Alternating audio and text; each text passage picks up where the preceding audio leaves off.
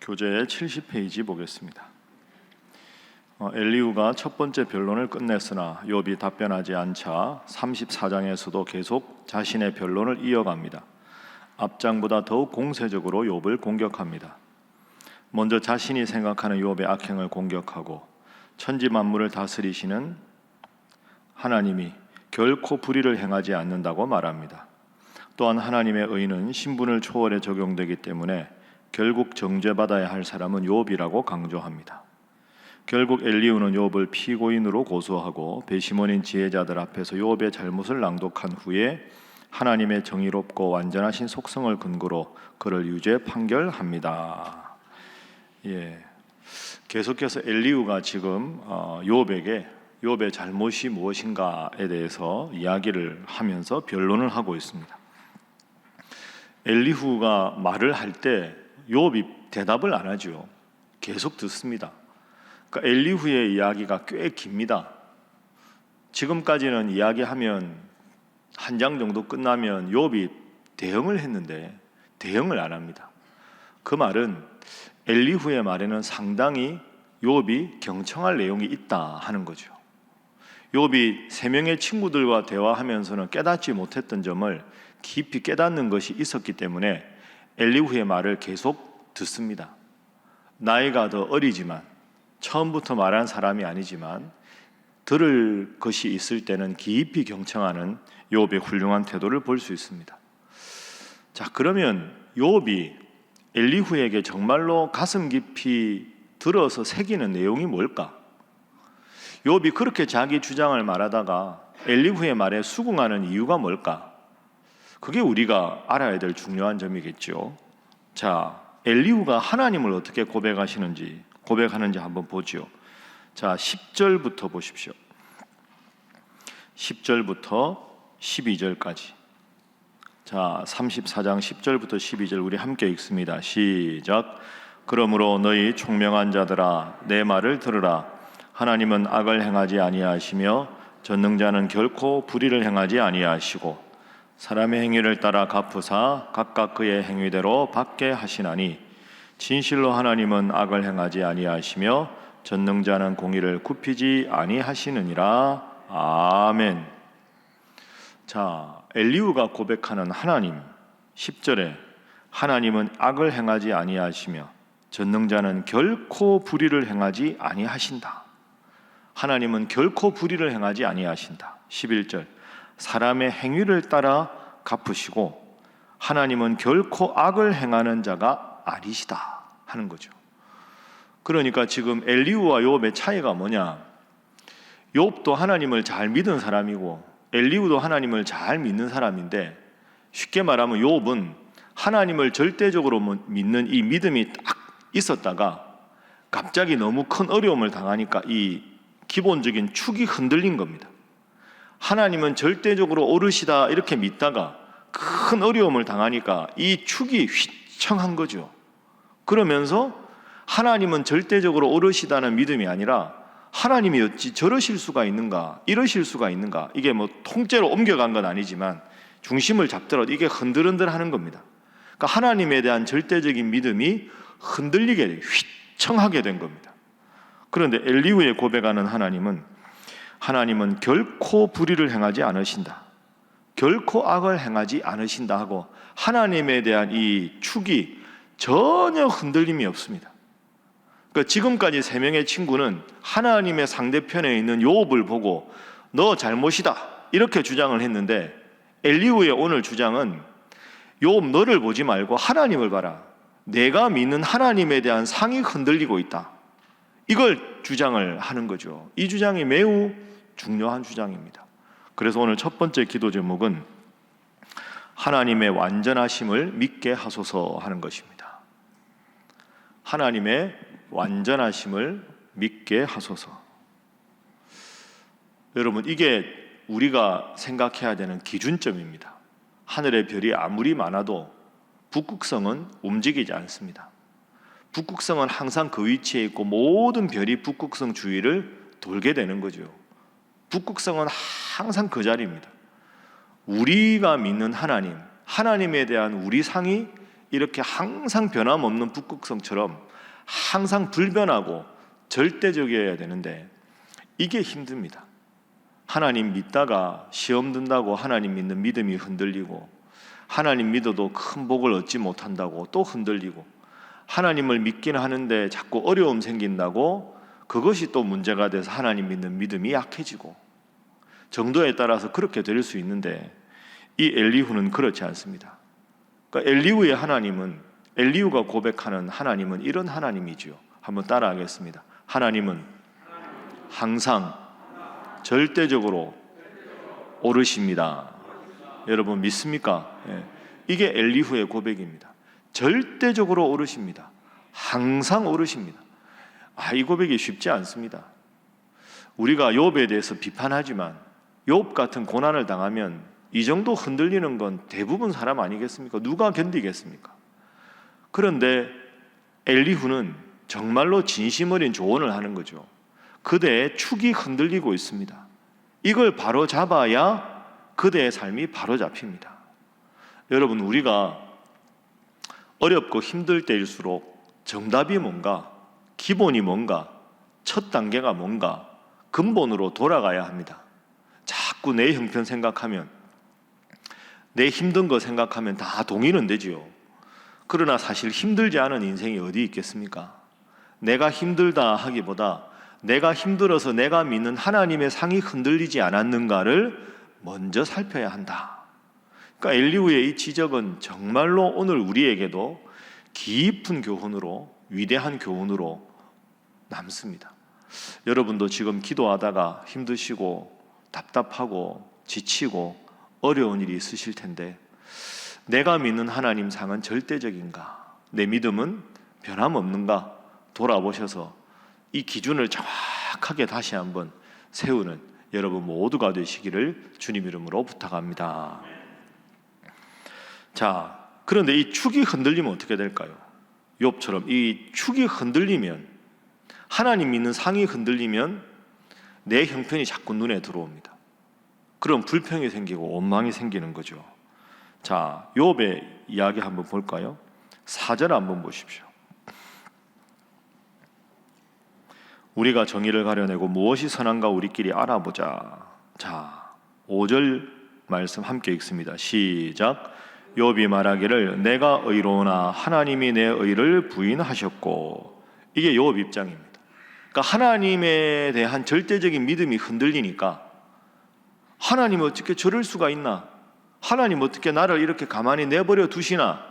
이러다 보니까 하나님 상이 흔들리니까 내 형편이 자꾸 안타까운 거죠. 그래서 5절, 나는 의롭지만 하나님이 내 의를 부인하셨다. 이 욥이 이런 사람이 아니잖아요. 욥은 이런 말할 사람이 아닌데 이게 흔들리니까 두 번째 이런 결과가 생기는 겁니다. 그 두 번째 기도 제목은 나의 의로움을 내세우지 않게 하소서 하는 겁니다. 나의 의로움을 내세우지 않게 하소서. 그러니까 하나님이 의롭다는 믿음이 흔들리니까 어떻게 저러실 수가 있나? 이 말은 나는 의로운데, 나는 잘못이 없는데 내가 무슨 잘못했다고 이렇게 스스로를 합리화하게 되는 겁니다. 그러니까 여러분, 이 두 가지가 밀접하게 연결이 되어 있습니다. 엘리후는 하나님은 절대적으로 의로우시다, 그러니 그대의 허물을 살펴라, 이게 엘리후고, 욥은 하나님은 의로우시다고 주장했지만 이 믿음이 흔들리니까 내가 의로운데 하나님은 왜 나를 보지 않으시나 하고 내 의로움을 주장하는 거죠. 하나님이 절대적으로 의로우면 죄인은 나다 이렇게 되는데, 하나님의 의로움에 대한 믿음이 흔들리니까 내가 의로운데 하나님 어찌 저러실 수가 있나? 여러분, 이런 문제는 우리가 다 자주 빠집니다. 이게 욥만의 문제가 아니지 않습니까? 상담하거나 목사님들 신방하다 보면 내가 이렇게까지 하는데, 나는 잘못이 없는데, 나는 정당한데 저분이 저렇게 말하고 저 사람이 저렇게 했고 내가 의롭고 상대방은 잘못했다. 여러분, 100% 그런 점은 없습니다. 억울할 때 있죠. 내가 잘못한 것보다 상대방이 훨씬 잘못한 게 많을 때가 있습니다. 근데 손뼉은 마주쳐야 소리가 난다 하는 말이 있죠. 그러니까 내가 할 도리를 하나님 앞에 다 하고 더 감정적으로 치우쳐가지고 내 입에서 실수하거나 내 마음에서 정죄하는 것, 그거 참 바람직하지 않습니다. 이 두 가지 꼭 기억하십시오. 하나님은 절대적으로 의로우시다. 나는 하나님 앞에 죄인이다. 항상 이렇게 고백할 수 있는 여러분 되시기를 주님 이름으로 부탁합니다. 한번 따라하겠습니다. 하나님은 의로우시다. 나는 죄인이다. 이 고백이 제일 중요한 고백입니다. 자, 이렇게 욥에 대해서 이야기합니다. 그리고 또 한 번은 이야기하죠. 29절도 보십시오. 엘리후가 말합니다. 주께서 침묵하신다고 누가 그를 정죄하며 그가 얼굴을 가리신다고 누가 그를 배울 수 있으랴. 주께서 침묵하신다고 누가 그를 정죄할 수 있겠느냐. 욥, 그대가 하는 일이 이런 일이다. 하나님이 침묵하시면 침묵의 이유가 있으실 텐데 하나님이 말씀하지 않으신다고. 하나님, 제 말이 맞지요? 하나님 할 말 없으시지요? 그런 식으로 그대는 하나님의 침묵을 이해하는데 큰일 날 행동이다. 그러니까 욥이 지금 그 말을 가만히 듣고 나서 보니까 엘리후의 지적이 맞거든요.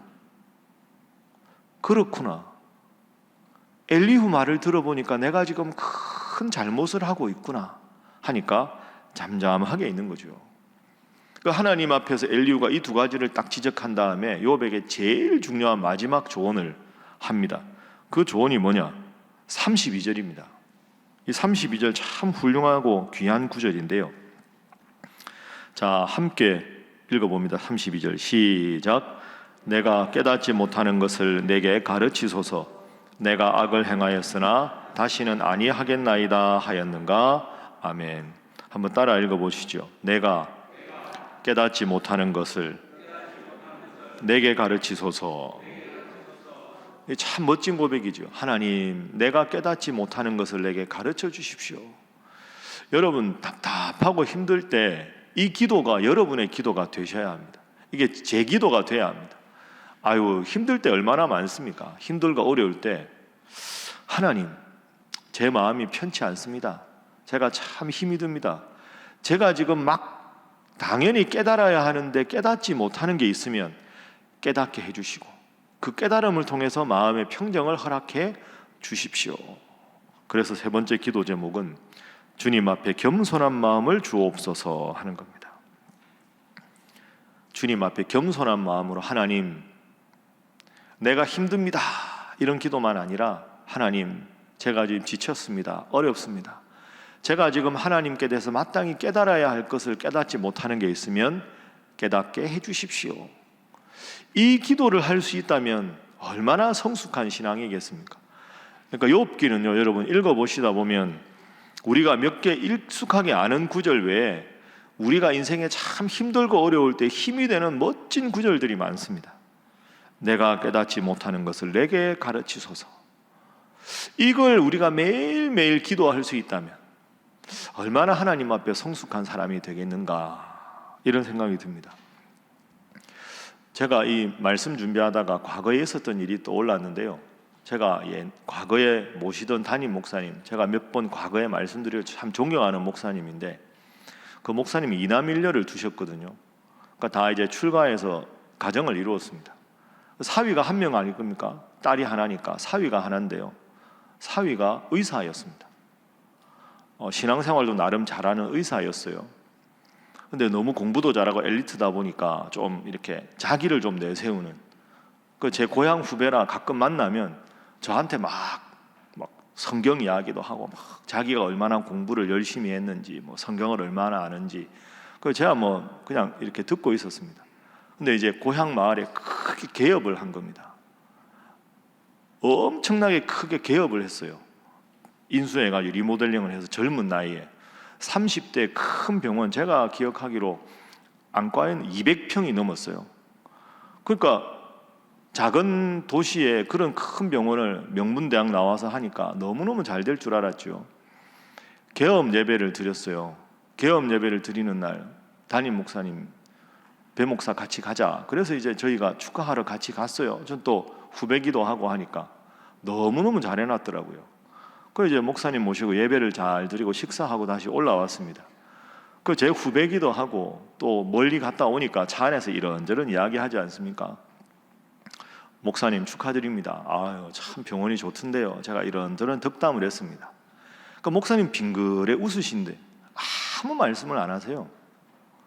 목사님도 인간적으로 보면 기쁘실 거 아닙니까? 사위가 큰 병원을 개업했는데 그냥 빙그레 웃으시고 말씀을 안 하세요. 그 서울에 올라와서 그 다음날 저하고 차 한잔 하자고 이제 차 한잔이 목사님 방에서 저하고 이렇게 이제 저한테는 아버지 같으면 이렇게 하다가 배 목사 그래서 예 병원 좋아? 그래서 어우 너무 좋던데요. 잘 될까? 잘 돼야죠 목사님. 근데 빙그레 웃으셨어요. 야, 제가 그때 이 목사님 진짜 대단한 분이다 싶었습니다. 잘 안 될 거야 그러시는 거예요. 아니 사위 병원이 개업 예배를 드리고 왔는데 잘 안 될 거야. 이거 잘 되면 큰일 나는 거야. 이 병원 잘 안 돼야 돼. 여러분 그런 말 할 수 있겠습니까? 잘 안 될 거야. 잘 되면 큰일 나. 잘 안 돼야 돼. 목사님 무슨 말씀이십니까? 참 저 친구가 교만하지? 자기 힘으로 능력으로 이 정도 시설하면 다 잘 될 줄 알지? 겸손해야지.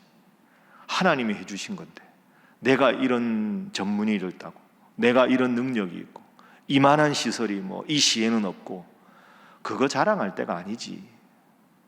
저거 잘 되면 저 친구 망하는 거야. 저 병원이 잘 안 돼야 저 친구가 사는 거야. 한번 잘 두고 봐 하고 빙그레 웃으셨어요. 제가 이게 한참 지난 일이니까 여러분께 제가 깜짝 놀랐어요. 여러분 그 말 할 수 있겠어요? 이야 제가 깜짝 놀랐어요. 사위가 병원을 개업했는데 잘 안 돼야 잘 되는 거야. 잘 되면 망하는 길이야. 어떻게 됐을까요? 결과는 여러분들에게 맡기겠습니다. 잘 안 됐어요. 그렇게 잘 됐는데 결국은 아주 신실한 사람으로 변화됐습니다. 제가 이렇게 과연 대단한 영적인 수준이시구나 빙그레 웃으시고는 그분 앞에 가면 항상 스스로를 조심하게 됩니다. 워낙 영적으로 깊이가 있으신 분이라. 여러분 이거 잘 한번 생각해 보십시오. 제가 옛날 일이라 그냥 이렇게 편하게 말씀드리는 거지만 여러분 제일 가까운 사람이 그런 좋은 일이 있는데 그런 생각을 영적으로 할 수 있다는 게 이게 무서운 일입니다. 얼마나 영적으로 맑으면 그런 생각을 할 수 있겠습니까? 그 이야기를 오늘 욥하고 연결시켜 보죠. 내가 잘못한 게 없는데 내가 이만큼 했는데 하나님 어떻게 이러실 수가 있습니까? 욥은 자기도 모르게 원망하는 마음이 점점 많아진 겁니다. 흔들려요. 왜 침묵하십니까? 대답을 해보세요. 뭐 하십니까 하나님? 역정을 내는 거죠. 욥도 모르게. 앞부분하고 다르죠. 앞에서 욥이 안 그랬는데 점점 축이 흔들리니까 하나님에 대한 원망이 생깁니다. 엘리후가 정확하게 찍은 거죠. 32절 내가 깨닫지 못하는 것을 내게 가르쳐 달라고 욥 당신이 기도해야지. 나는 의로운데 왜 이런 일이 있습니까? 내가 잘못한 게 없는데 왜 이런 일이 있습니까? 당신은 기도가 잘못됐다. 하나님 말씀을 듣겠습니다. 침묵하신다면 말씀하실 때까지 듣겠습니다. 제가 힘들고 어렵지만 이를 악물고 참아보겠습니다. 제가 잘못한 게 있겠지요. 제가 부족한 게 있겠지요. 하나님, 제가 깨달을 때까지 말씀해 주십시오. 대단한 기도 아닙니까? 여러분, 힘든 기도지만 오늘 이 말씀 꼭 생각하시고 때로 너무너무 힘들 때, 답답할 때 다른 원망 다 내려놓고 다른 간구 다 내려놓고 하나님, 내가 깨닫지 못하는 것을 깨닫게 하여 주옵소서. 이 겸손한 마음 가지셔서 하나님의 음성을 듣고 그 음성 따라 행하심으로 하나님 주시는 큰 은혜를 누리는 여러분 되시기를 주님 이름으로 축복합니다. 기도하겠습니다. 하나님은 완전히 의로우십니다. 이 고백이 우리의 고백 되게 하시고 그 의로우심 앞에 우리 스스로의 허물을 살피는 자 되게 하시고 늘 주님의 깨우쳐 주시는 말씀을 듣는 겸손함을 허락하여 주셔서 하나님 은혜 안에 살게 하여 주옵소서. 하나님, 오늘 또 금요 구역 모임 있습니다. 각 교구 각 구역 함께 하시고 새가족 초청잔치를 통해서 함께 믿음 생활을 회복하고 시작한 이들 다 권면하여 하나님 잘 믿는 이들로 거듭나게 하여 주옵소서. 그리고 또 이일선 목사님 탄생 100주년 기념 행사 이제 주일날이 있습니다. 이런 모든 행사를 통하여 하나님을 더 잘 섬기고 우리 신일의 성도들이 교회에 대한 자부심을 느끼고 하나님께서 허락하신 신일교회에 더 충성하며 이 교회가 하나님께 더 영광 돌리는 교회가 되게 하여 주시고 모든 행사가 은혜 가운데 잘 진행되게 하여 주시옵소서. 함께 기도합니다. 주여 믿습니다. 주여 믿습니다. 주여 믿습니다.